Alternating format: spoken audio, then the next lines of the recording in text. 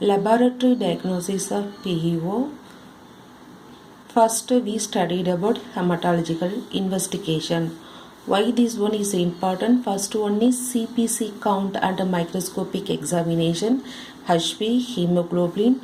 To anemia is an important finding and suggests a series of underlying diseases. Why this HB is important? Because of that anemia is an important finding for underlining a series of diseases.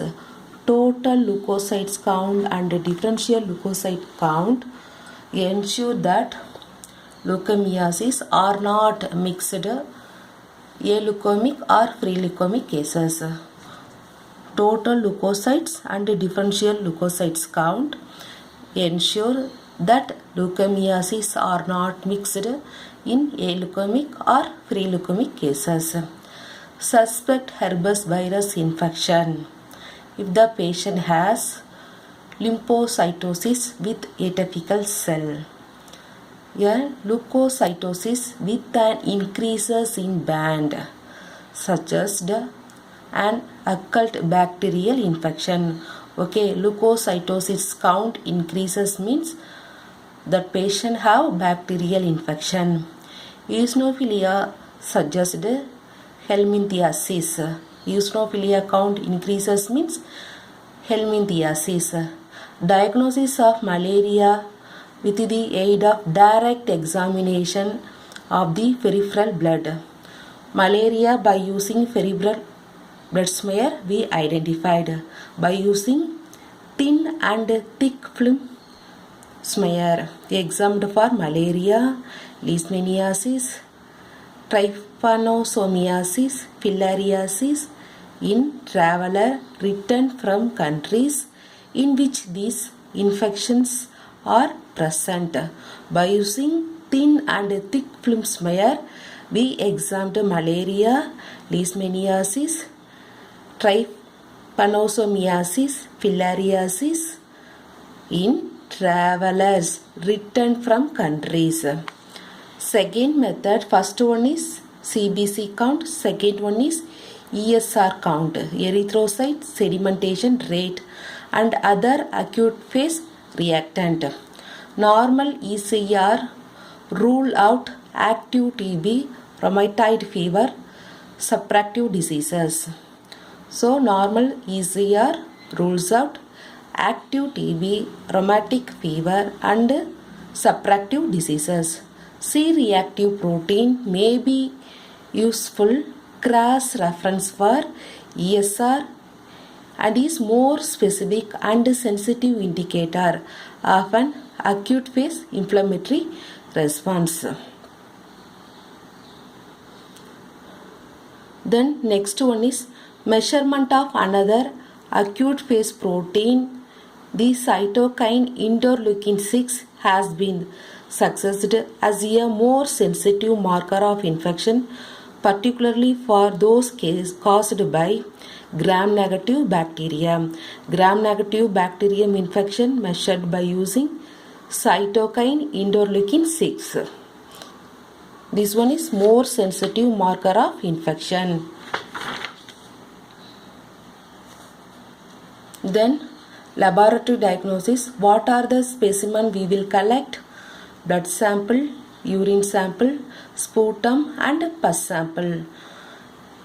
In the case of blood sample, we are using for blood culture, peripheral blood smear, hematological study, serological and other tests. So very important one is blood. By using blood, we will do blood culture, peripheral blood smear, hematology, serology and other tests.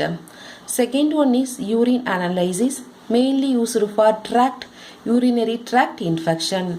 Then sputum we are collected in the case of lung infection. Pus samples for localized abscess. Urine sample used for identification of urinary tract infection. Sputum for lungs infection. Pus for localized abscess. In specimen collection, specimen to be collected for xanthan acid or acid for staining, pulmonary secretion, sputum, bronchoscopic aspiration. Here we are collecting sample. A series of early morning sputum specimen are to be collected over a 3-day period. Morning sample we are collecting for 3 days. Ideal amount of Mycobacterium 5 to 10 ml of sputum. That volume of sputum 5 to 10 ml. Other specimens, fecal specimen, tissue and body fluid. In tissue, pleural, pericardial and peritoneal. CSF and bone marrow aspirate also we are collecting. Notes: blood and stool specimens are usually cultured from AIDS patient. Blood and stool specimen are usually cultured from AIDS patient. Then bacterial infection. Bacterial infection means collection specimen are to be collected in a sterile container under aseptic condition. In bacterial infection means specimen we will collect in a sterile container under aseptic condition. In blood, collected in a blood culture bottle for culture and a sterile vials for serology. In blood culture we are collecting blood culture bottle. In serological method we are collecting from sterile vials. Then midstream urine. Specimen should be collected in a sterile universal container. Sterile universal container only we are collecting midstream urine sample. Then blood culture procedure. Take 5 ml of blood. In each bottle of 50 ml of glucose broth, 50 ml of terephthalate broth. These both broth are incubated 37 degrees Celsius for 24 hours.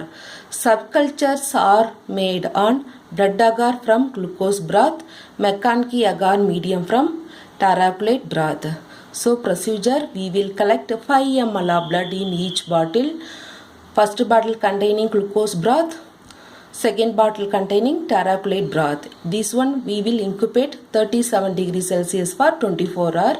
Subculture means we are using blood agar medium for glucose broth, McConkey agar medium from terephthalate broth.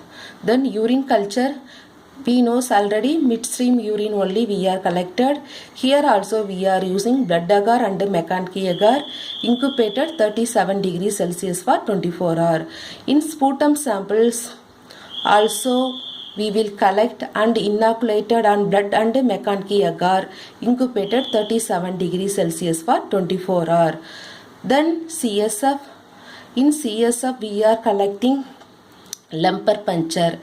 That means we will insert needle and collect cerebrospinal fluid for diagnostic testing. We are collecting sample brain and spine. So what are the sample we are collecting? Blood, urine, sputum and CSF. In the case of CSF, by using lumbar puncture method, we are collecting sample from brain and spine.